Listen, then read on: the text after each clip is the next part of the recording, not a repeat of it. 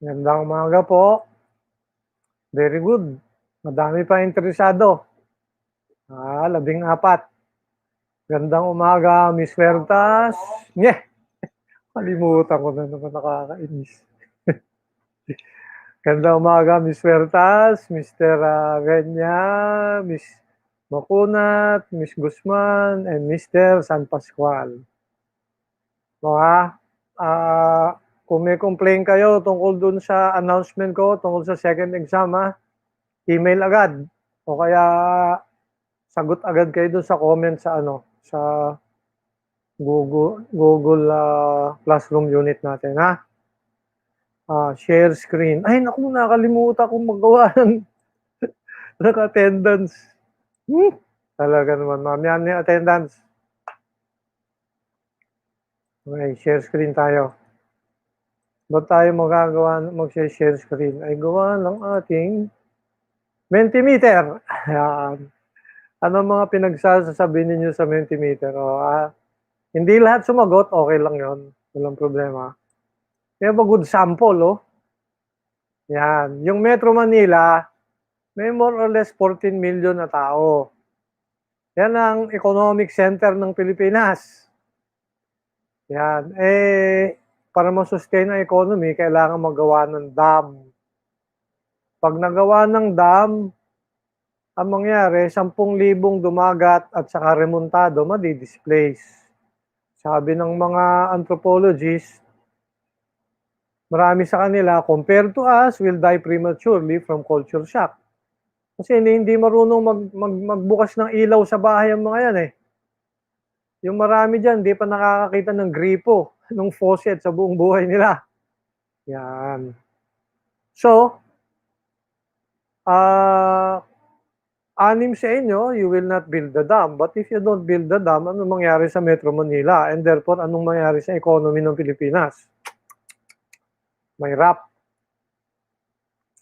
Okay, meron kayong 10 candy. Yung isang bata, pamangkin mo, meron ng 3. Yung isang bata, pamangkin mo rin, may 2 na. Yung 3 mong pamangkin pang iba, wala naman. Ay paano mo i-distribute yung candy? Pwede naman i-distribute mo, tigda 2 sila, total of 10. Pwede naman i-distribute mo differentially, yung kanina equally. Distribute equally, tigda 2. O di 10. Pwede rin differentially, yung batang may 3 candy na, wag na may 3 ng candy Yun namang isa, ay dadalawang candy, bigyan mo na isa pa para total of 3 and then meron ka pang 9. Yung 9 mo, pwede mo ibigay dun sa 3 natitira. Yan. Ang lahat ninyong sagot, 11. Distribute differentially. Walang sumagot equally. Okay, bahala kayo sa buhay nyo. Either you choose on the basis of the outcome of your action or you choose on the basis of the nature of the action independent of the outcome. Hopefully, naintindihan yun. So, ano nagsagot? 8 based on the outcome. 3 based on the nature of the action independent of the outcome. Yan. Tingnan natin yan later. 3 words that indicate how I make choices in my life. Kita-kita nyo naman walang, anong tawag dyan? Walang consensus. Naloko na. Alam nyo ba ibig sabihin yan? Kung buong Pilipinas, walang consensus. Tapos ako ang presidente ng Pilipinas. Limbawa, buong Pilipinas, walang consensus. Tapos ako ang presidente ng Pilipinas, mahirap. Paano ko gagawa ng choices? Hindi ko nga alam kung paano mag-isip yung aking bayan. Walang consensus Yan. Kaya itong mga ganitong bagay dapat pinag-uusapan sa Pilipinas Yan. Tuloy natin lecture na tayo. Balik tayo sa ating Jamboard. Yan. Review muna tayo review tayo. Yung scientific method, kinulang tayo na oras kaya ngayon natin pag-uusapan. Yung scientific method, sabi ni Francis Bacon, si Francis Bacon yan. Sabi niya, Dalawang klase ng application. Pag i-a-apply mo, pwedeng i-apply mo affirmatively at pwede mo i-apply infirmatively. Yan. Paliwanag natin. Pag in-apply mo affirmatively, ang gagawin mo ganito. You take your hypothesis, and out of your hypothesis, you derive your prediction. Yan. And then, once you produce the prediction under laboratory conditions, what do? You now conclude that what? You now conclude that your conclusion must be correct. Kasi nangyari yung prediction mo eh. Yan. Sabi ni Francis Bacon, tagilid yan. Yan ay tentative lang, hindi yan reliable. Alam na natin ngayon bakit. Kasi kung natatandaan nyo, ang modus ponens ito. Anong modus ponens? P implies Q, P, therefore Q. Yan, modus ponens yan. Alam natin yan, di ba? Ang tawag dyan, modus ponens. Kaso, ito, aling ito, yung ginawa natin yan na affirmative approach ng scientific method, yan ito eh. Anong ito? Ito. P implies Q. So yan, P implies Q. Ano pa? Q, therefore P. Pero, di ba? Looks familiar. Why does it look familiar? Kasi yung tawag natin dyan, modus pokpok, di ba? You remember?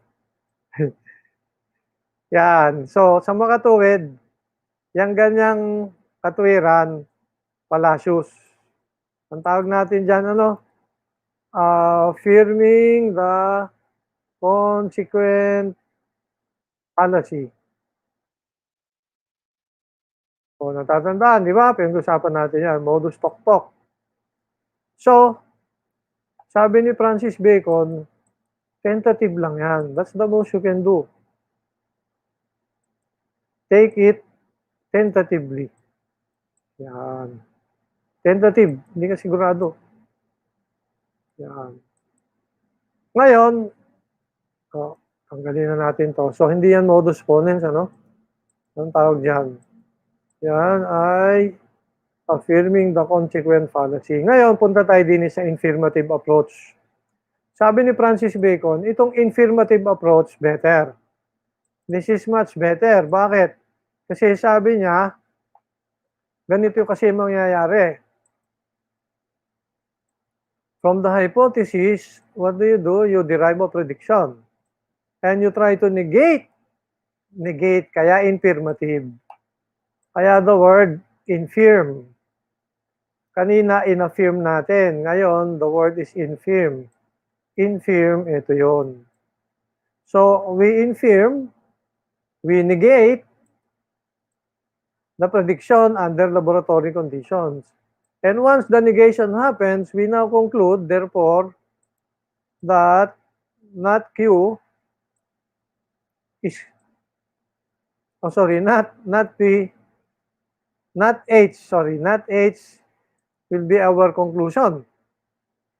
From H, you derive, in other words, hypothesis, you derive a prediction. You try to produce the information or negation of the prediction under laboratory conditions. Then, if that happens, then you conclude the hypothesis cannot be correct. Yan. And obviously, ang tawag natin dyan, P implies Q, not Q, therefore, not P, anong tawag natin dyan? Modus tollens. Yan. So, lumalabas, sinasabi ni Francis Bacon, ito, maayos to. This is absolutely reliable according to Francis Bacon. Pero pag ako ang tinanong ninyo, ang sasabihin natin, tagilid din yan. Bakit? Kasi, whereas dito, tentative ang conclusion, so, tanggalin natin to Tentative ang conclusion dyan eh. Whereas dito, tentative ang conclusion, ang sasabihin natin, dito, tentative din. Paano nangyari yan? O ganito. Ito yung sinasabi. From the hypothesis, you derive a prediction. You now negate the prediction under laboratory conditions, and then you conclude that the hypothesis cannot be correct. Well, this is oversimplification. This never happens in science. Oversimplification.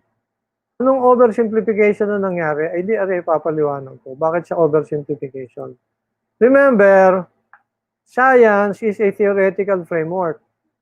In other words, as a body of knowledge, science is composed of theories.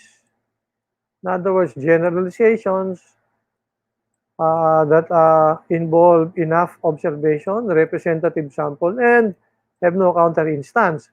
And all these generalizations are related to one another under some set of rules or matrix. So all of them are related to one another, ergo as a system.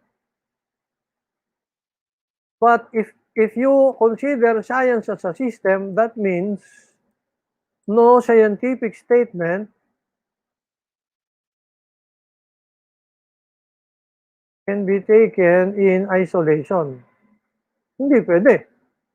Bakit? Kasi, bitin natin dahil ang science ay system, therefore, no scientific statement can be taken in isolation. Bakit?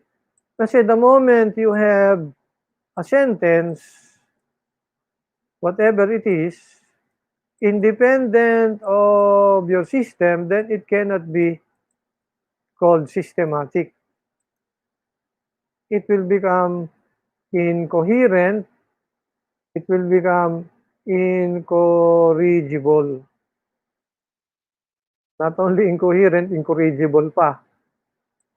So, assumption natin, all scientific statements are related to one another. Therefore, what happens if you take some hypothesis, yan, H, it is always to be considered in relation to other statements of science related to it. It is never to be taken independent of this relationship. Yan.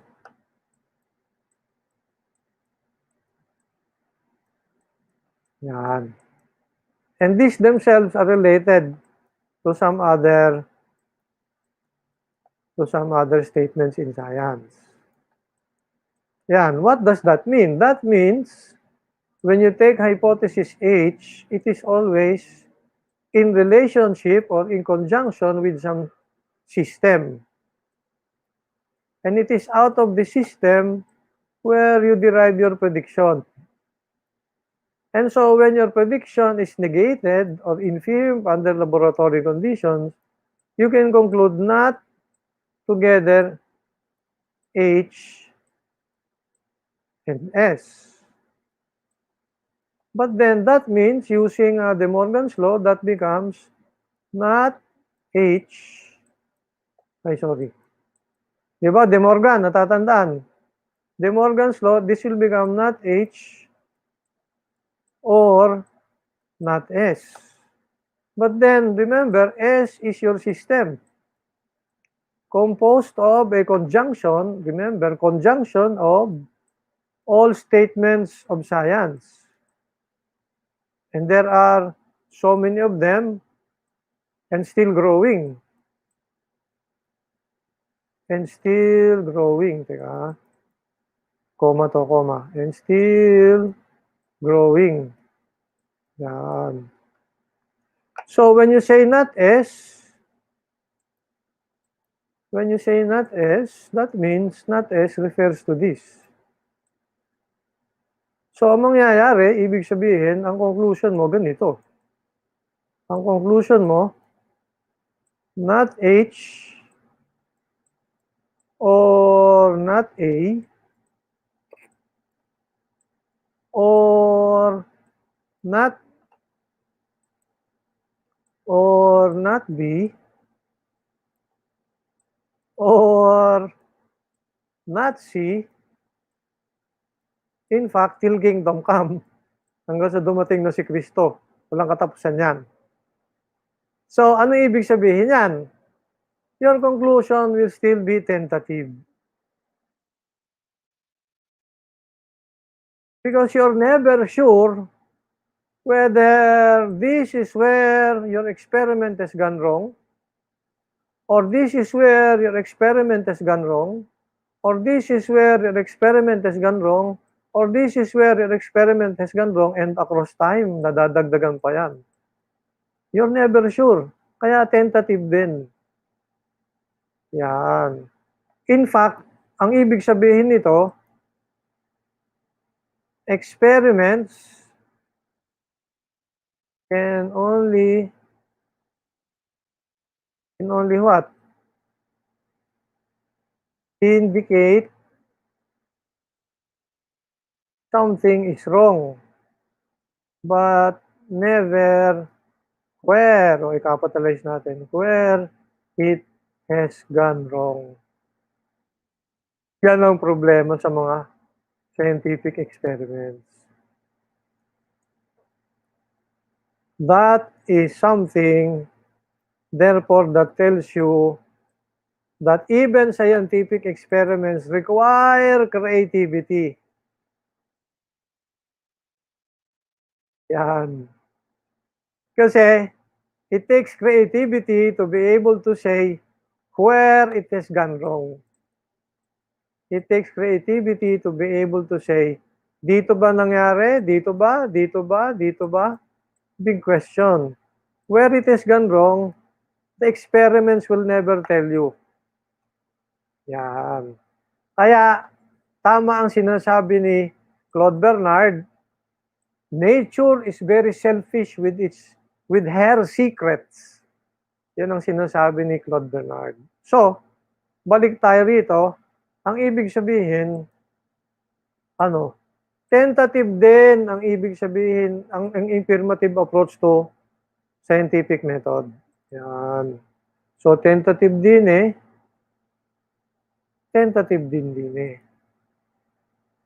Yan. So, walang pinagkaiba. So, dahil tentative, lahat ng products ng science, ng scientific method,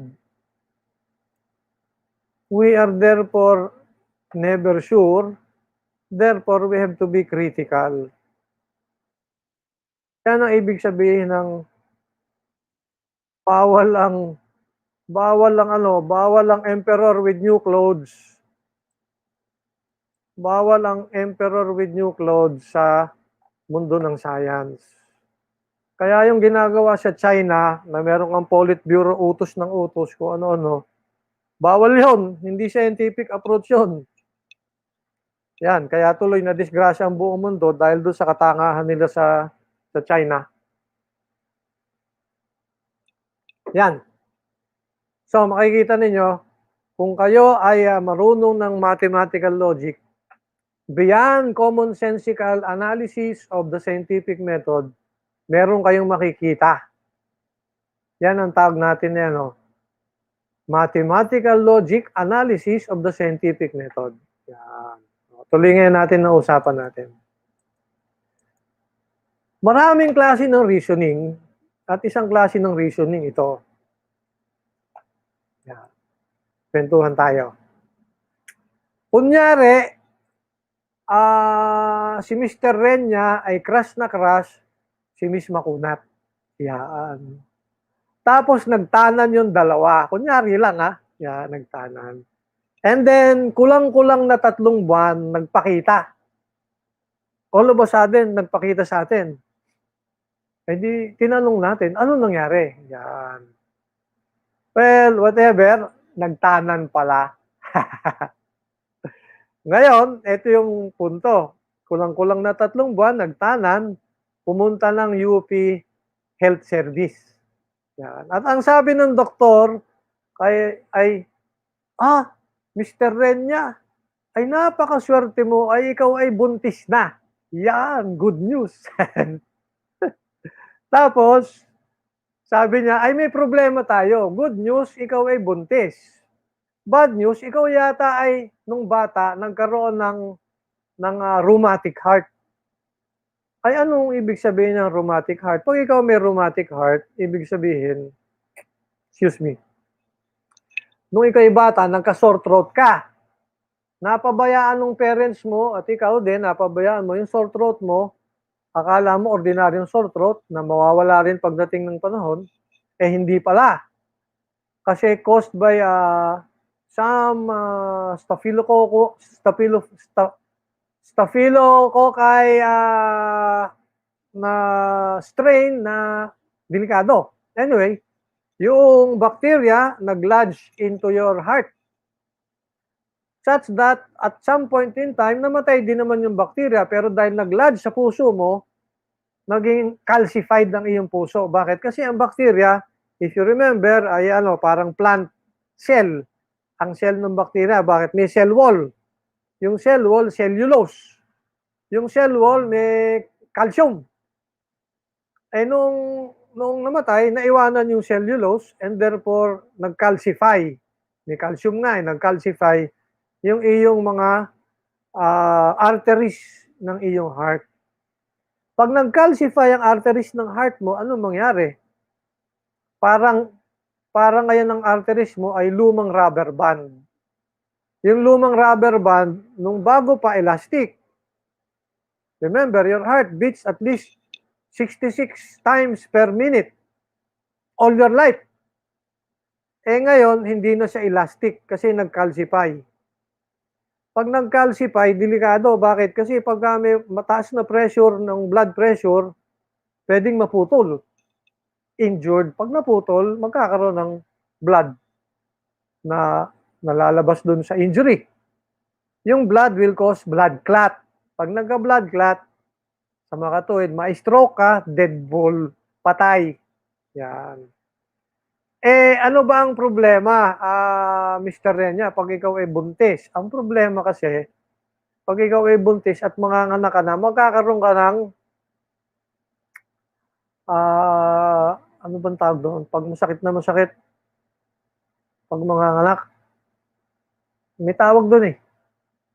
Somebody help me, Miss Robles, nanganak ka na ba? Biro lang. Alright, bago manganak, paano malalaman na malapit ng manganak?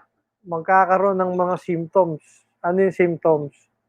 Eh, hindi pananakit ng manganganak na nga. Ano bang tawag dun sa pananakit pag manganganak? Anybody? Volunteer? Pakilagay nga dyan sa chat. Alright? Eh di, ay, napa-alright na naman kung nakakainis. So, manganganak ka, here you are, at nagkakaroon ka ng pain. So much pain. Yan. Contractions, yan, Mr. Huertas, Miss Huertas. Hindi, may tawag doon sa contraction na yun eh. Contraction ng mga buntis, pag manganganak na, yung masakit na masakit. Anyway, tataas ang blood pressure mo.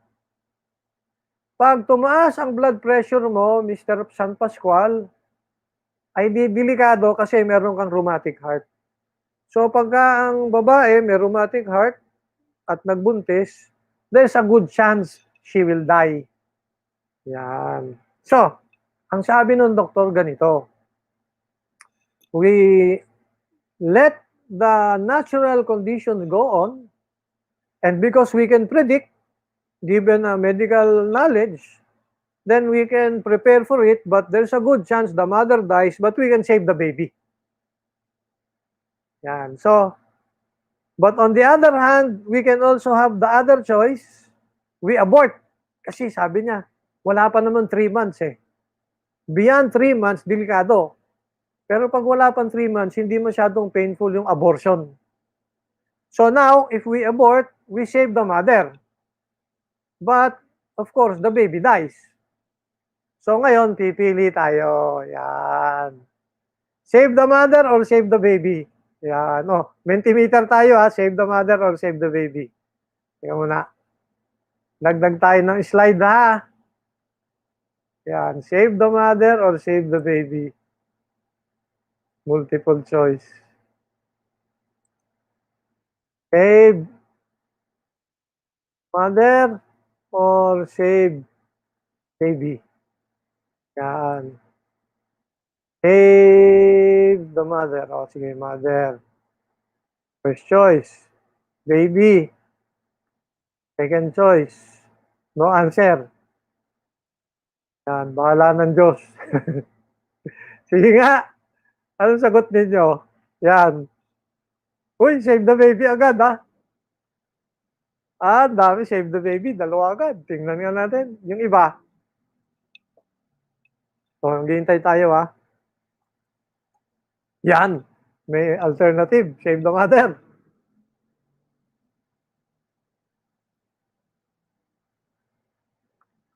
Aba, bakit save the baby? Uy, humabol. Very good. Save the mother.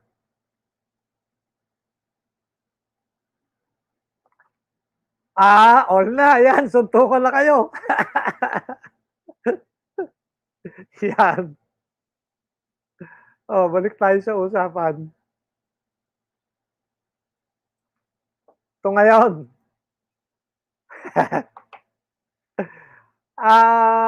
When you give an answer, halimbawa, save the mother, dapat may dahilan. Ang tawag natin doon sa dahilan, ano? Reasons. Ayan. Reasons. Ngayon, ano yung reasons? Yan. So, ano yung reasons ninyo? O, dagdag natin.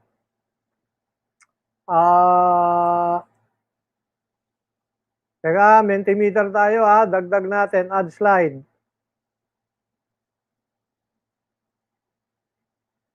Add slide tayo. Those who say save mother, 3 reasons. Oh.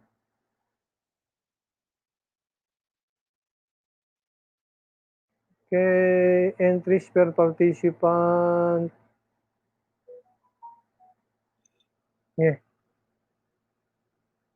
Ay, share na screen. Sige na nga. Nakalimutan eh. Share ng screen. Thank you, ha. Ayan, ito, ha. Ayan, share ng screen.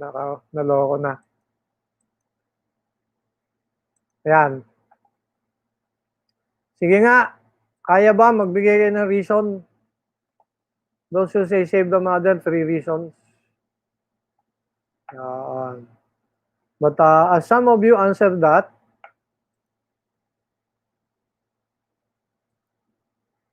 lagay tayo ng dagdag pa. Dagdag tayo ng slide. Okay. Those who say save the baby, 3 reasons. Ano, meron pang dagdag, ha. Those who say save the baby, 3 reasons.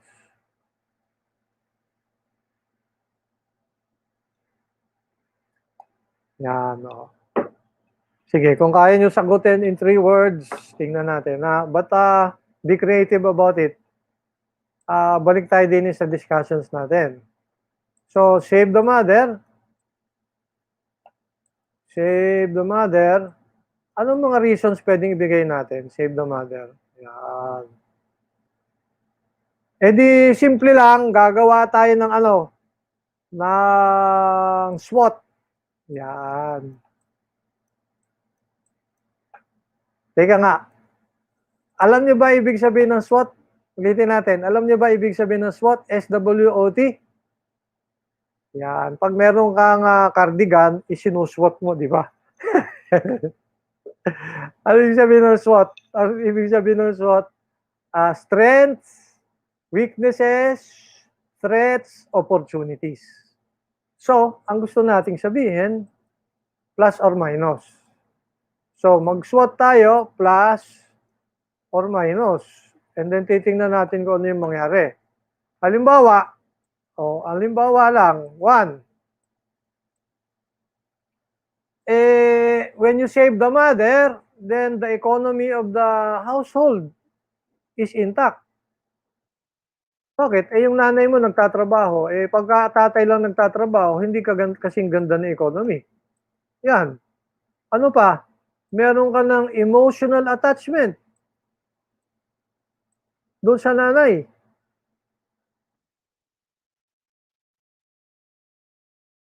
Hindi mo pwedeng pabayaan yan. Ano pa? Meron ka ng uh, investment sa relationship. Marami ka ng investment sa relationship na yan. Hindi mo pwedeng pabayaan yung capital mo. Ano pa? There's a good chance that you can have another baby. Bakit? Kasi may medical know-how naman na pwedeng gawin. Pupunta ka sa isang ospital at maraming paraan eh. Alam nyo ba, ang pwedeng gawin ngayon na napakasimple ha. Noong una ang ginagawa, magkakaroon ng heart bypass. Kukuha ng artery na maganda dun sa iyong arms or sa legs. Tapos yung artery na yan, ilalagay dun sa heart mo. Ang tawag dun, heart bypass. Pagka may magandang supply ng blood, therefore yung heart mo is able to recover and will become elastic again. So you have single bypass, you have double bypass, you have triple bypass, you can have even quadruple bypass. Depende sa doktor. May magaling na doktor kaya quadruple bypass. When you do that, then later on, you can have another kid. But luma na yan. Ang bagong technology, simple. Kukuha ka lamang ng, kasi alam na natin yung genome ng humans. And with the knowledge of genome ng humans, using biomedical know-how, using stem cell therapy, kukuha ka lang nung growth material, i-inject doon sa heart directly. Wala nang operation. Inject sa heart directly and in a couple of weeks, mag-grow ng arteries yung iyong heart. So, pwede ka pang magkaroon uli ng anak. Parang ikaw ay kotse, dinala sa talyer. Yan. So, pwede mong ipa-repair yung nanay and therefore you can have another baby, etc. Maraming advantages. When you save the baby, ano mangyari?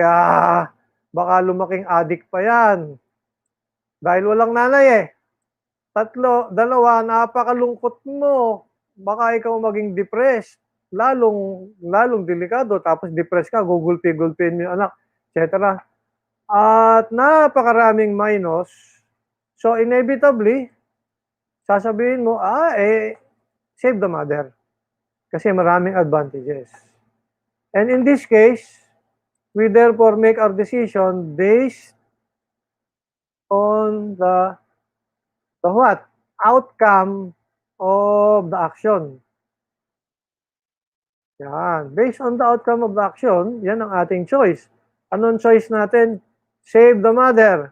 Yan. And then, save the mother, we have all this outcome. And based on this outcome, your action is, save the mother nga. Yan.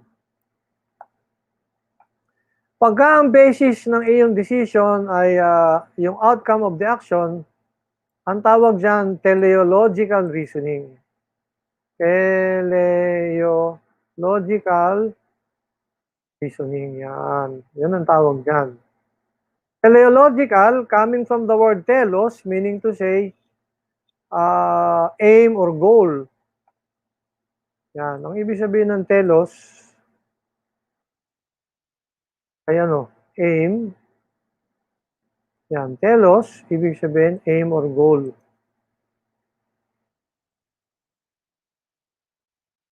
Yan. Yan. Hulaan nyo kung sino nagpauso niyan teleological reasoning as a classification. Nagpauso niyan si Aristotle. Kasi sabi ni Aristotle, saka ako na ipaliwanag, basta nagpauso niyan si Aristotle. Teleological reasoning. Matagal na natin ginagawa yan. Ang nagbigay ng pangalan sa teleological reasoning, ayan na si Aristotle. Based on the outcome of the action. Now, what about saving the baby? Yan. Save the baby. Apparently, pag save the baby, hindi tayo gagamit ng SWOT. Hindi tayo gagamit nito. Yan. Ayaw natin nung based on the outcome eh. So, this is the action. And based on the action, merong outcome. So, wala tayong pakialam sa outcome. Ngayon, ito yung tanong. Kung wala kang pakialam sa outcome, ano lang ang pwede mong pag-usapan? Eh di yung action. What about the action? Eh pag ang pag-uusapan ni action, ang pag-uusapan natin, nature of the action. Yan. Nature of the action. Now, when you talk of nature of the action, you're actually talking about form of the action. Yan. Remember, when you have an action, may form yan eh. Iba ang form ng tumalon sa umupo. Yan, di ba? Iba ang form ng maglangoy sa tumakbo. Yan. Eh, what about the form of the action? Anong hahanapin natin? Yan. What about the form of action? Anong hanapin natin dyan? O, edi pala isipan tayo.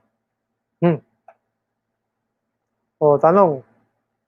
Ay, tingnan na. Tingnan na natin yung ano. Tingnan na natin yung sagot ninyo ha. Balik tayo dun sa dilemmas. Ito. Those who say, save the baby, 3 reasons. New life, traumatic experience. O sige. Save the baby, new life. Eh, anong tawag nyo sa akin? Old life. Alright, those who say save the baby, 3 reasons. Tingnan na natin. Save the mother or save the baby? Those who say save the mother, 3 reasons. Asset, value, o ayan, napag-usapan natin, economy. Di ba? Yan. Now, balik tayo din sa akin. Actually, yung teleological reasoning, may dahilan si Aristotle eh. Kasi sabi ni Aristotle, by the way, si Aristotle, anong inimbento niya? Inimbento niya physics. Inimbento niya logic. Gave the name physics, gave the name logic. Well, ano ngayon? Inimbento rin natin, ay mali. Siya nagbigay ng pangalan physics, pero yung logic, iba pala nagbigay ng pangalan. Hindi si Aristotle. Someone older, si Heraclitus. No. Si,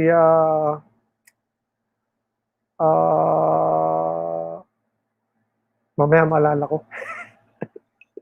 But, balik tayo kay Aristotle. Inimbento niya ang physics, gave it a name. Inimbento niya ang biology, he gave it a name. Now, studying biology, nakita ni Aristotle, ang lahat ng bagay na may life, may anatomy. May form.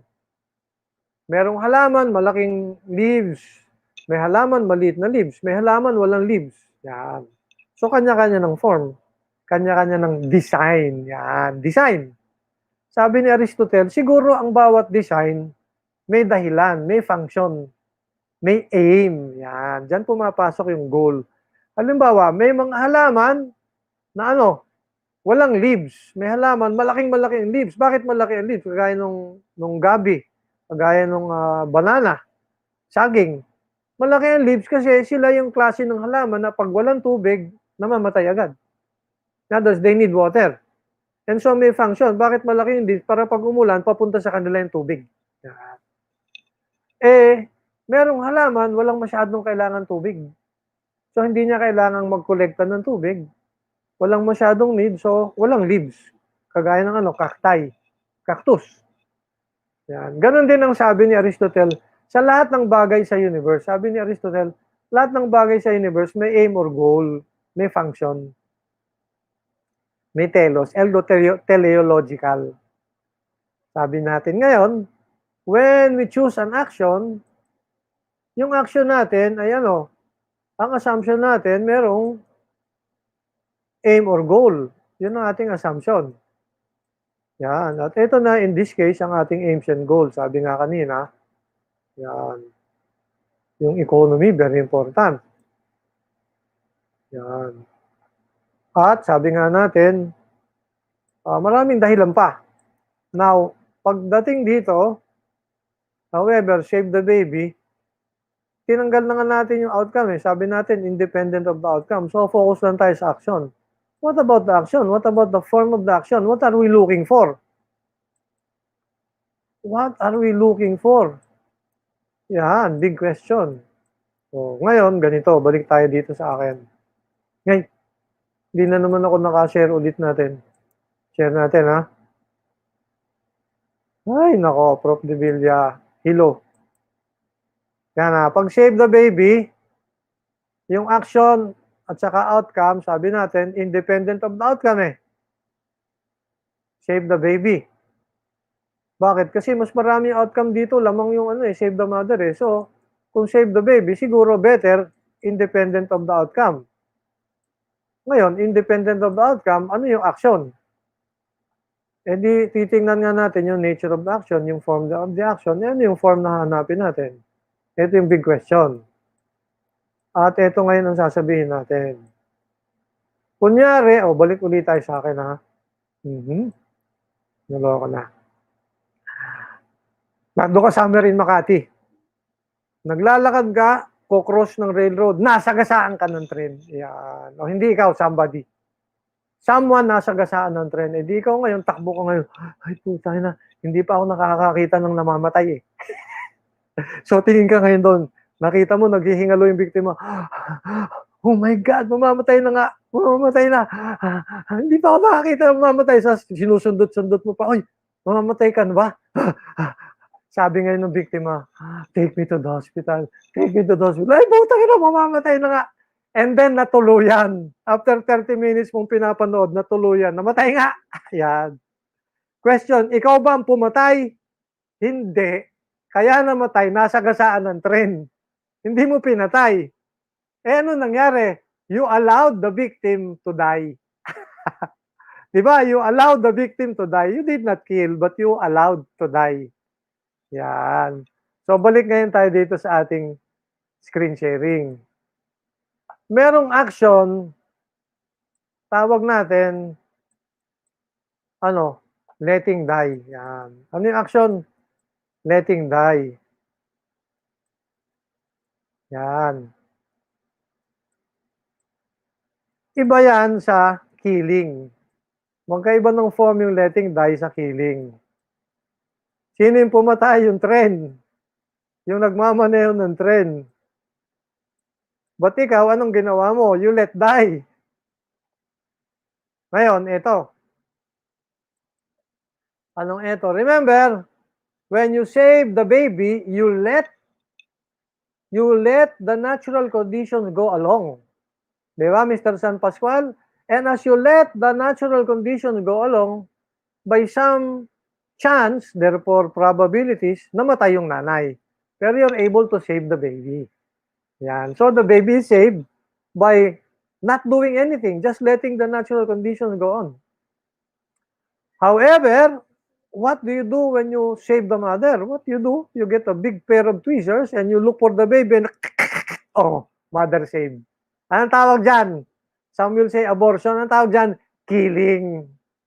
Yan. Ito ngayon ang tanong. Which is better? Killing or letting die?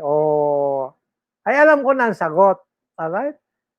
Killing or letting die ay maliwanag. Ang sagot madali. Killing kasi mas exciting eh. Di ba? Yan. So, balik tayo din eh. Anong pipiliin mo? Ang pipiliin mo ba ay to kill or to let die? Now remember, meron kang duty. Duty as what? Meron kang duty as a Christian. Well, presuming ikaw ay Kristiyano, ha? What's your duty as a Christian? Your duty as a Christian, Ten Commandments. And among the Ten Commandments, anong sabi dyan? Thou shall not kill. Yan. Yan ang nakalagay sa Ten Commandments. Thou shall not kill. That's your duty as a Christian. Ngayon, given that duty, we get back to the situation. Would you rather kill? Yan. Or would you rather let die? Yan. Eto nga yung situation. Anong sinusukat natin? Your action.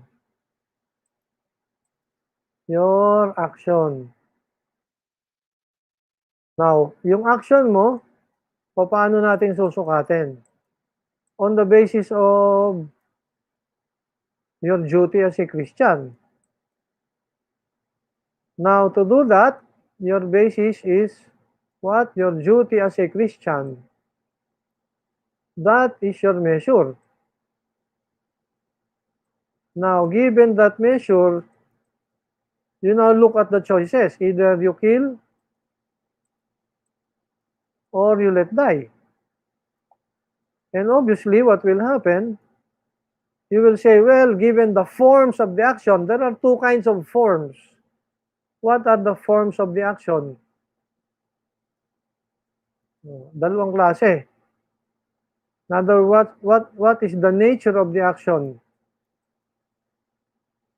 You can either kill or you can let die. And given your duty as a Christian, you choose let die is better because you're supposed to be a Christian, and therefore, being a Christian, you now accede to this stipulation, you shall not kill. And so, because this is the case, between two choices, you cannot have this as your choice. You now choose this. Yan. That's the reason why, pag tinanong niyo ang mga Christians,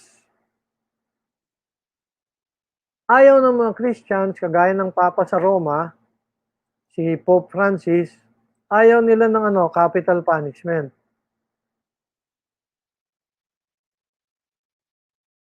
Ayaw nila ng capital punishment eh. Bakit? Kasi capital punishment is killing. You know, there are many good reasons why, many good outcomes why capital punishment is important.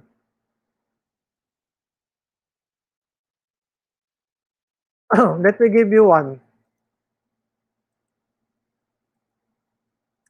Hindi nyo alam to. Ang United States over 250 years old na. Ang United States malapit nang mag 300 years old. Ano ibig sabihin yan? Marami siyang record.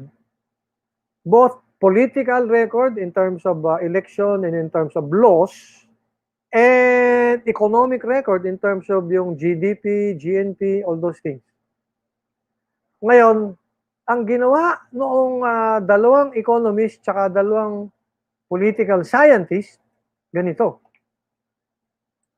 Ginawa nila, tiningnan nila yung economic record. So, yan ha. Sabihin natin ito, numbers. In terms of income. Tapos ito, time. From t sub 0 to t sub n. Yan. So, nakita ng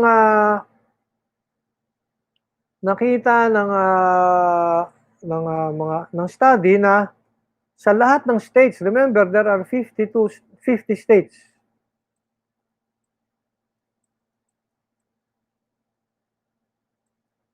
Tama ba ako? 50 or 52? Now, of all the states, Umaakyat, bumababa, umaakyat, bumababa, umaakyat, bumababa ang GNP. Yan. And anong findings? Pagka merong capital punishment na wala,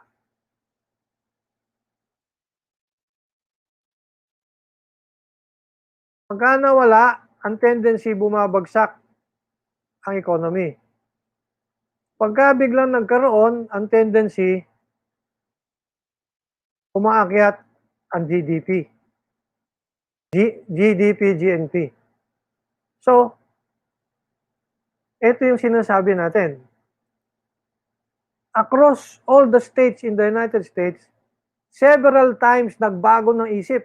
Sabi nila at one time, dapat may capital punishment. Nilagay. And then, nagbagong isip, dapat tanggalin ng capital punishment. Tinanggal. And then, nagbagong isip, nilagay uli. And then, paulit-ulit. At several times, pag umaakyat, ay nakikita, kaya umaakyat kasi dating walang capital punishment, biglang nagkaroon. Pag biglang nagkaroon ng capital punishment, ano nangyari? Pagka biglang nagkaroon ng capital punishment, sandali ito.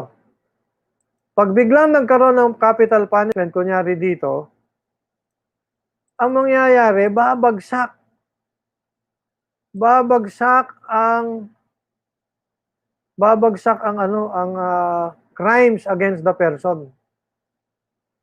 Pagka bigla namang nawala ang capital punishment,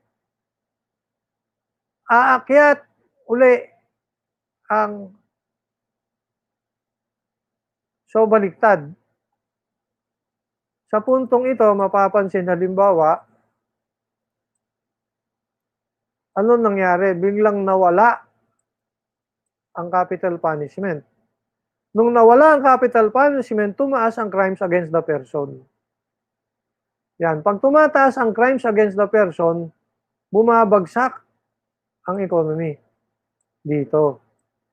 Yan ibig sabihin. Dito, bumagsak ang economy kasi tumaas ang crimes against the person. Maliwanag yan. Ay, sorry. Hindi ko na naman na-share. Ulitin natin. Oh my God. Ulitin natin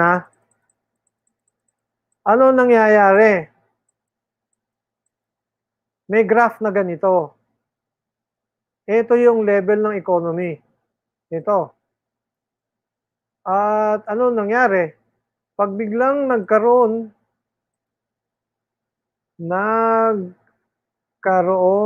ng capital punishment, tumataas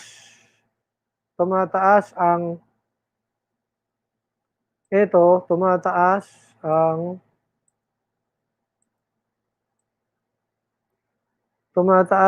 economy. Pag walang capital punishment, bumababa. Yan, nawala. Kasi, bakit? Kasi nakita nila, kung kailan mababa ang capital punishment, kung kailan nawala, and therefore mababa ang economy, doon tumaas kasi yung crimes against the person. Tumaas ang crime rate sa makatuwid. Crime rate. Crime against the person mataas sa ganitong punto. Yan ang problema. Yan. So, erase natin to So, lumalabas, pag on the other hand, nagkaroon ng capital punishment, eto nagkaroon ng capital punishment, yan naman ang punto na mababa ang crime rate. So, may correlation. So, tumaas uli ang crime rate, bumagsak uli ang, tingnan nyo to tumaas uli ang crime rate, bumagsak uli ang economy. Pero noong bumaba ang crime rate, tumaas uli ang economy. Yan. Yun ang nangyayari. So, balik tayo dito. Ibig sabihin, maliwanag, across the 50 states, pag umaakyat ang crime rate, bumabagsak ang economy by 17 points. Pero, pag biglang nagkaroon ng capital punishment, bumabagsak ang crime rate by the same number of points, more or less, umaakyat naman ang economy. So, maliwanag, yung capital punishment, magandang outcome. Pero, ano yung pero? As Christians, yung capital punishment, unacceptable. It does not matter whether you have good outcomes. For the Christians, capital punishment is unacceptable merely because of the form of the action. What is the form of the action? Killing. Precisely because of the form, we do not even need to look at the action outcome. We do not even have to look at the outcome. This is all the consideration for Christians.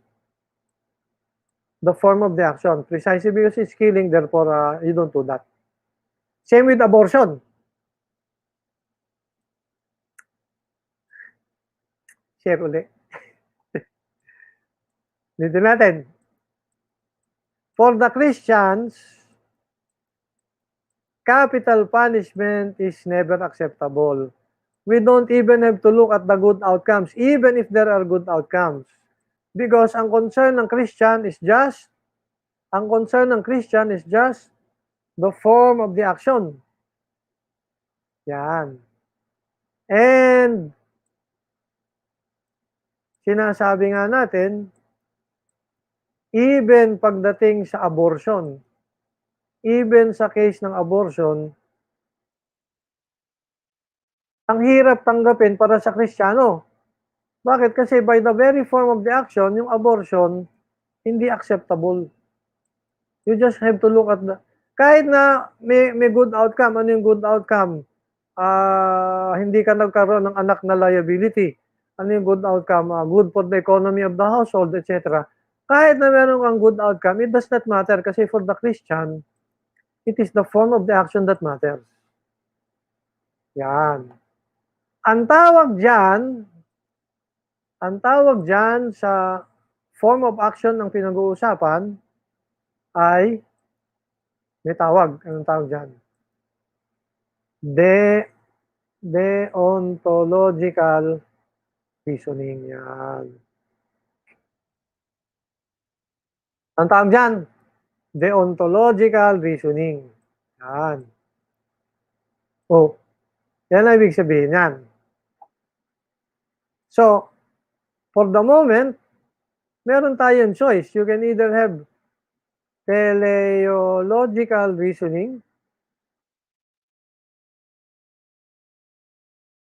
Yan. Or you can have deontological reasoning.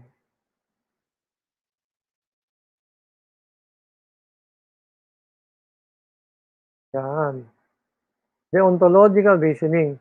Saan galing yung word deontological? Yan, deontos. Ontos. Ano ba yung sabihin yan? Tingnan nga natin. Meaning of ontos. Ay, hindi pala yan. Deontos. Yan. Sabihin, duty. Alright. Duty. O, ito. Deontos. Coming from the word dion. Meaning to say duty. Yan, ha? So, dion, coming from the word duty. Yan. Okay. So, duty-based ang reasoning. Oh, ngayon, ito ngayon ang tanong natin. Anong ginawa natin? Yan na, dion, coming to say duty. Telos, meaning to say aim or goal. Telos. Anong ginawa natin? Well, ito yung ginawa natin, ha? Sandali, ha? Erase natin to para makafocus tayo. So, pinakita natin, here are two forms of reasoning. Forms of moral reasoning. What are the two forms of moral reasoning? Well, maraming forms, pero here, pinakita natin yung dalawang most common form. Yan, two forms. Now, when you deal with forms, di ba? That means what? You deal with logic. Yan. Tama, mali? Oo, tama. Bakit? Ako may sabi. So, when you deal with forms, you deal with logic. Now, notice, the logic that we deal here does not involve mathematics. Yan. Kung papansin nyo, hindi naman tayo gumamit ng mathematics eh. Oh, balik tayo sa akin ha. O kaya i-text nyo ako pagka wala uli akong sharing, nakalimot na naman ako ha. Ulitin natin. Napansin ninyo, we made the distinction between teleological reasoning and deontological reasoning. Nung gumawa tayo ng distinction na yan, anong nakita natin? Nakita natin na we can do the distinction between two forms without using mathematics. So you can actually do logic, make an analysis of forms without mathematics. Yan. So, nandito tayo. Gusto nating sabihin, yung pag-aaral ng logic is wider than mathematical logic. Kung ito yung pag-aaral ng tawagin natin, bigyan natin ng pangalan, philosophical logic. Kung tawag, philosophical logic. Yung philosophical logic, importante dyan ang pag-aaral ng mathematical logic. Importante yan. Pero yung pag-aaral ng mathematical logic ay subset lamang ng philosophical logic.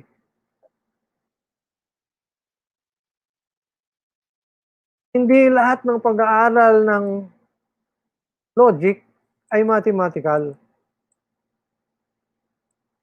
Yung pinag-aralan natin, paano gumawa ng distinction between teleological, deontological logic, pwede nating sabihin may kinalaman sa tinatawag na meta-logic, halimbawa, meta-ethics.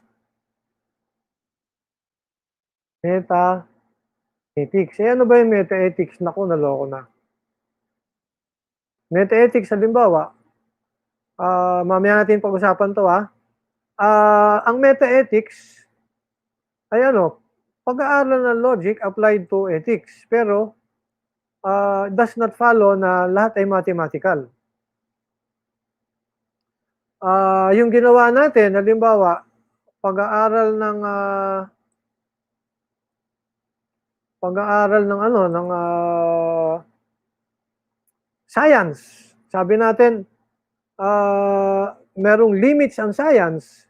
Remember, pinag-usapan natin kanina, mathematical logic analysis of scientific method. Pero, last meeting, pinag-aralan natin ang scientific method without using mathematical logic. So, ang tawag doon, philosophy of science. Ang philosophy of science, ay ano, application din ng logic, pero pag minsan, hindi ka gumagamit ng mathematical logic. Meron tayong tinatawag na philosophy of language. Yung philosophy of language ay importante ang gamit ng logic. Pero hindi lahat ng pagkakataon na nag-aaral ka ng philosophy of language, gumagamit ka ng mathematical logic. Yan. At lalo na sa philosophy of sport. Philosophy of sport, halimbawa, importante yung marunong ka ng logic. Pero hindi lahat ng pag-aaral ng philosophy of sport, pag-aaral ng mathematical logic. Yan. Ito yung isang nangyari. Nung una, ang nag-aaral lamang ng mathematical logic filosofo. Pagkatapos nagkaroon ng mga engineers interesado sa mathematical logic gawa ng computers. Tapos, dumami ng dumami. Sa ngayon, ganito na itsura. Kung noon ay ito ang philosophical logic, ito ang philosophical logic, at ito ang mathematical logic, kunyari lang. So noon sulat natin, philosophical logic. Tapos ito yung mathematical logic.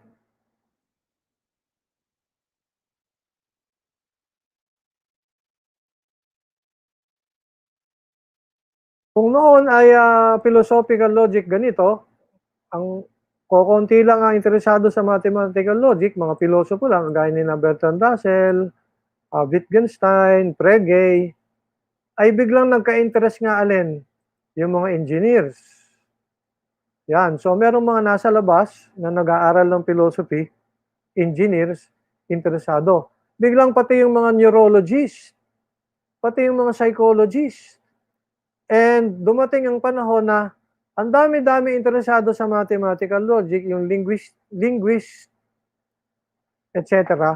Na sa ngayon, lumalabas, mas malaki ang interesado sa mathematical logic kaysa mga pilosopo. Yan. Pero interesado pa rin sila sa philosophy. Ito ngayon yung now and the future. Yan. Ito yung problema. Ang problema, maraming nag-aaral ng logic, walang kaalam-alam sa philosophy. So, anong tawag natin sa kanila? Bulok. Walang pupuntahan yan. Pag hindi nila alam ang basic, ulitin natin merong nag-aaral ngayon, mapakadami ng mathematical logic, walang kinalaman sa philosophy. Yang mga ganyan, delikado. Sayang lang naubos ang oras natin eh. But madaling ipakita na delikado yung mga yan. Sila yung gumugulo ng buhay natin ngayon, kagaya ng Politburo ng China. Anyway, yan. Ano yung pagkakataon ngayon and maybe in the future, maraming mag-aaral ng mathematical logic and therefore computer science and information communication technology. Walang alam sa philosophy. Kung tatanungin nyo, walang pupuntahan yan. Walang pupuntang maganda. So, yan may distinction tayo between philosophical logic and mathematical logic. Yung mathematical logic, yan ay philosophical logic. Pero hindi lahat ng philosophical logic ay mathematical logic. Ngayon, tuloy natin dun sa isang binanggit. May binanggit ako kanina eh. Meta-ethics. Ano ba itong meta-ethics? Bago mo maintindihan ang meta-ethics, dapat maintindihan mo ethics. Ano ba yung ethics? Ang umimbento ng ethics ay sino? Ay di ito. Sino umimbento ng ethics? So, share na naman ako. Ulitin natin. Ano yung pinag-usapan natin kanina? Meta-ethics. Yan. At sabi natin, bago naman maintindihan ng meta-ethics, pag-aralan muna natin yung ethics. So, mamaya na ito. Ano yung ethics? Ito ngayon. You remember, meron tayong sinusukat. Ano yung sinusukat natin? Isda. Ano yung isda? Yan. Yung isdang sinusukat natin, anong tawag natin? Arguments. Yan. And then yung sinusukat nating arguments, we'll end up with saying it is valid or invalid. Yan. At meron tayong panukat. Ano yung panukat natin? Rules of inference, rules of replacement. Yan. So, yun yung ginagawa natin, ha? Napakasimple. Ngayon, may bago tayong sinusukat. Ano yung sinusukat natin? Actions. Yan. Etong bagong isda natin, ibang klase. Actions. At ang gusto nating malaman, aling actions ang good, aling actions ang evil. Or if not evil, not good. So, we either say valid or invalid, and then we say good or evil. And how do you know what is good or evil? Dapat meron kang sukatan. Yan. Dapat meron kang sukatan. At ano yung sukatan mo? Yun ngayon ang tanong. Yung unang nagtanong ng ano yung sukatan mong gagamitin? Yung unang nagtanong niyan ay sino? Si Socrates. Napakaganda na istorya ni Socrates na wala lang ang oras magkwento. Hopefully, pag-aralan ninyo, but put it this way, nung panahon ni Socrates, may threat na mawala na ang philosophy as a discipline. Sa buong Greece, walang gustong matawag na pilosopo. Kasi yung mga pilosopo, bumagsak ang paniwala sa kanila ng society. Isang tao lamang ang proud to be called a philosopher. Ito, sira ang pangalan, Socrates. While everybody else did not want to be called a philosopher, he was proud to be called a philosopher. And guess what? When he died, his death actually saved philosophy. Dumami ang may gustong mag-philosophy dahil sa siya namatay. Paano nangyari na? Basahin nyo na lang. And since then, hanggang ngayon, we do philosophy. And then, siyempre, dahil may philosophy, meron tayong republicanism kasi nagkaroon tayo ng political philosophy. Nagkaroon tayo ng physics. Nagkaroon tayo ng biology. Nagkaroon tayo ng geometry. Yan. And who saved the day? Socrates. Now, sino si Socrates? Siyang unang-una nagtanong, ano ang measure na gagamitin natin to be able to say what is good or what is evil? Kasi nung panahon niya, at since time immemorial, presumed lamang. There was just an assumption among everybody. And there was just the presumption among everybody that we know this measure. We know what? This measure. With which we can say which action is good or evil. Kaya sabi ni Socrates, hindi pwede yan, na assumption lang. We must identify. Sabi niya, we must identify. We must codify. We must state clearly. Yun ang sinasabi ni Socrates. And therefore, that discipline with which we seek to identify the norms ng what action is good, what action is evil, yung discipline na yan ang tawag ethics. Yan. So, ang tawag dyan, ethics. Or, sometimes called normative ethics. Yan. So ngayon, alam na natin ibig sabihin ng ethics or normative ethics. Yung ibig sabihin ng normative ethics, di hinahanap mo yung norms. Kaya nga normative eh. Hinahanap mo yung norms. Yan. Ano ibig sabihin ng meta-ethics? meta ethics. Meta ethics, of course, you have the expression meta. Meta in Greek means above or beyond. Yan. Above or beyond. Now, ang Greeks kasi mahilig sa tinatawag nating recursion. When something recurs, ang ibig sabihin umulit. And therefore, recursion, pag-ulit. Now, ano ibig sabihin nito? Okay? You can have a sentence that is simple. But then, you can have a sentence within a sentence. So, merong recursion. But then, you can have a sentence within a sentence within a sentence within a sentence. That's when you have meta expressions or meta sentence. Yan. So, yun ang ibig sabihin ng meta. Yan.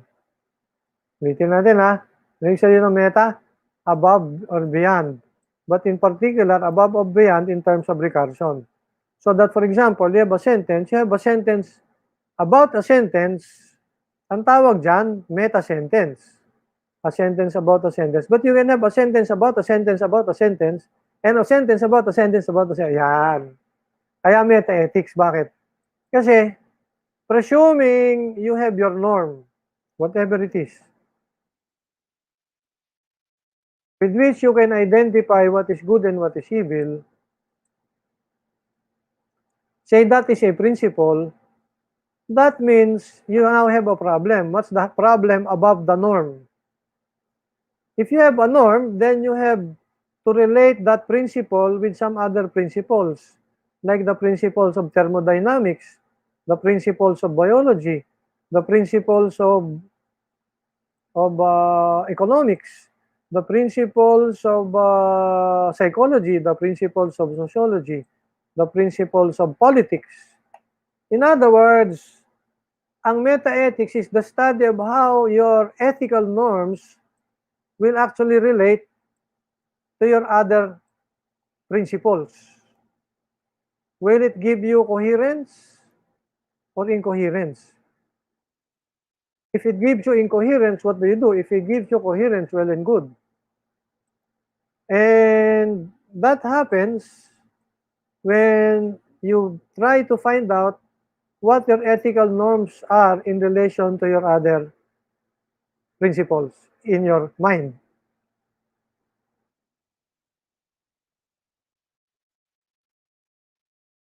Yan. So, yan ang tawag natin meta-ethics.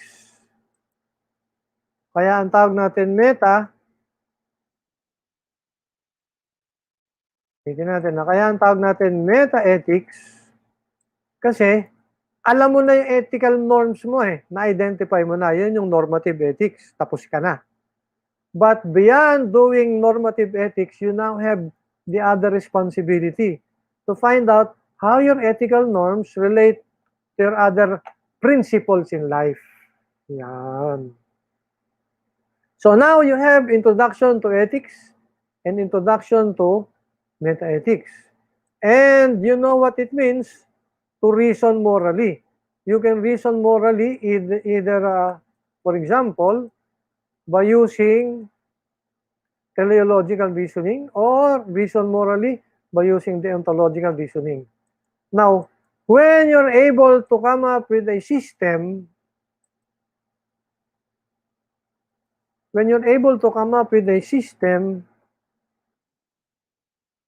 of norms,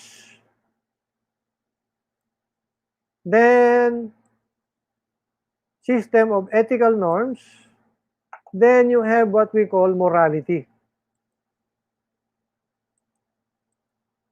Then you have what we call morality. Now, morality as a system of norms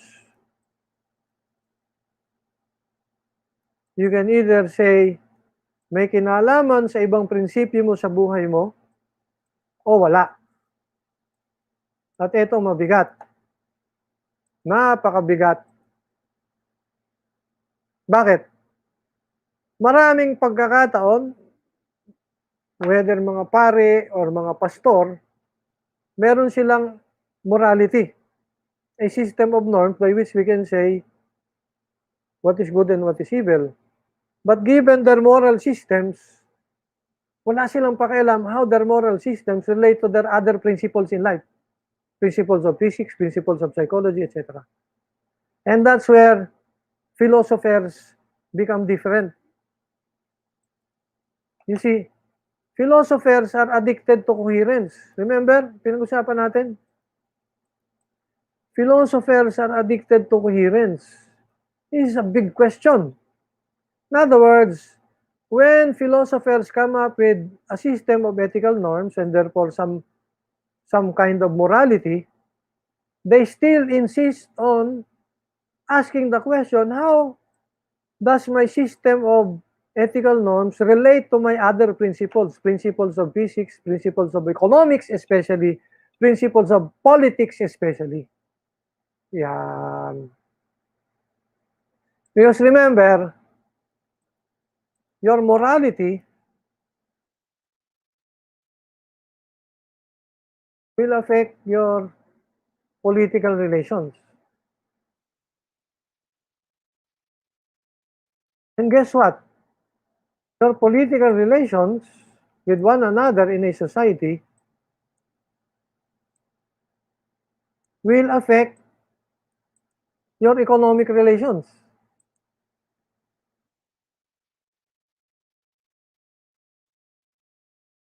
And your economic relations domestically will affect your international relations. In other words, relationship between nations. And of course, the future of the earth will depend on international relations.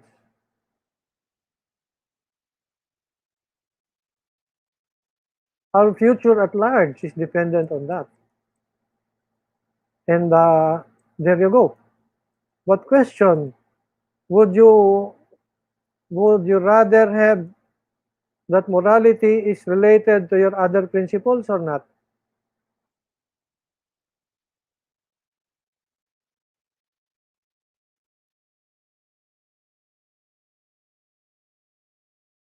Kunyari, physics.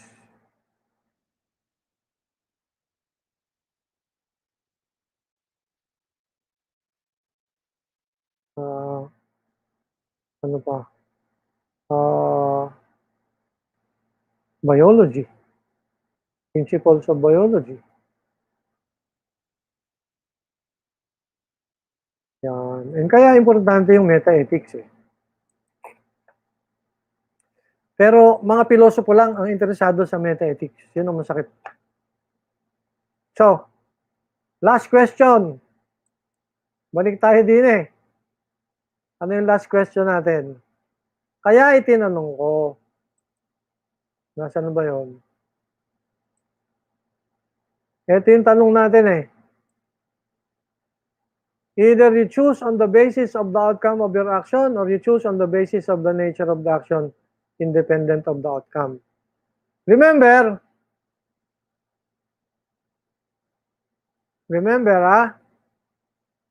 ang gusto nating mangyari, gusto natin malaman kung ano yung action natin. Kanina, good or evil. Ngayon, ang ating tanong, kasi ito yung mini-measure natin eh.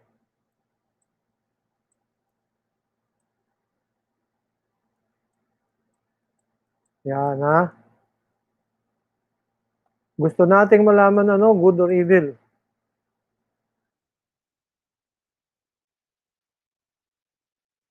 Yan. Yan ang big problem, good or evil. And then we have, ngayon, ito yung tanong. How do you measure your measure? Sabi sa inyo, mga pilosopo mahilig sa recursion, di ba? How do you measure your measure?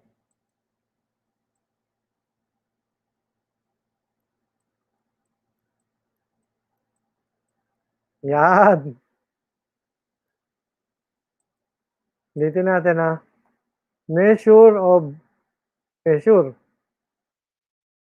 Bakit? Kasi gusto nating malaman kung alin ang mas tama, teleological or deontological. Yan. Ang tawag dyan, recursive reasoning na. May recursion.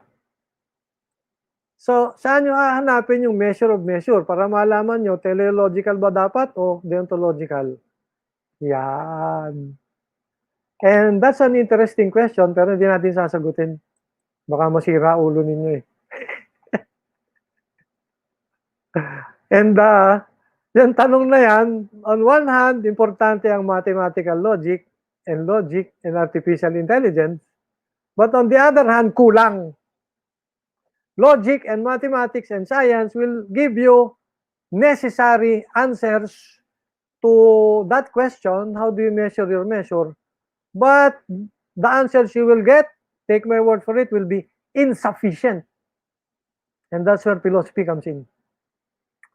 Yan. Naku, naubusan na tayo ng oras, 3 minutes na lang. So, meron pa tayo next meeting ha. Interesting pa rin yung ating next meeting. Pasensya na, kung may mga complaint at tanong ha, habulin nyo lang ako via the email o kaya dito sa ating mga chat ha. Sige po, magandang umaga, peace man.